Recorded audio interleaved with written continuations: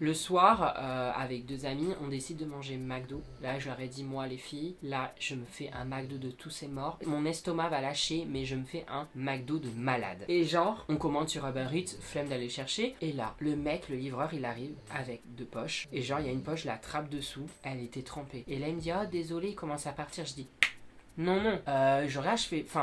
Je fais là, j'ouvre, je fais regarder, on peut même pas manger. Enfin, c'est pas une boisson qui a coulé, c'est la boisson, elle a coulé sur tous les sandwichs. On va pas manger du Big Mac Coca. Et genre, Ibrahim me fait désolé. Vous êtes désolé, mais là, on peut pas manger. On a fait 70 € à 3 de McDo. J'en ai quand même payé 70 €. On va pas manger du Coca Big Mac. Là, il me dit, il faut aller sur le site, il faut déclarer que la commande, elle a été endommagée.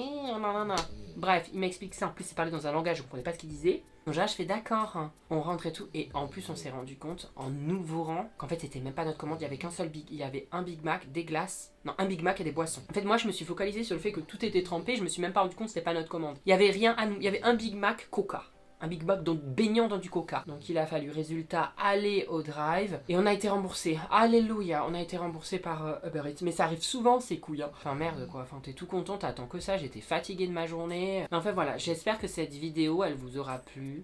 Cette petite story time. Du coup, je reviens la semaine prochaine pour une vidéo aussi un peu sérieuse sur les crises d'angoisse. Vous êtes nombreux à me demander de faire ma vidéo sur les crises d'angoisse, donc je vais la faire. Ça va être compliqué de faire ça parce que bon, c'est pas la joie de faire ce genre de vidéo. Mais je vais le faire. Je vous fais de gros bisous. J'espère que cette vidéo vous aura plu. À la semaine prochaine.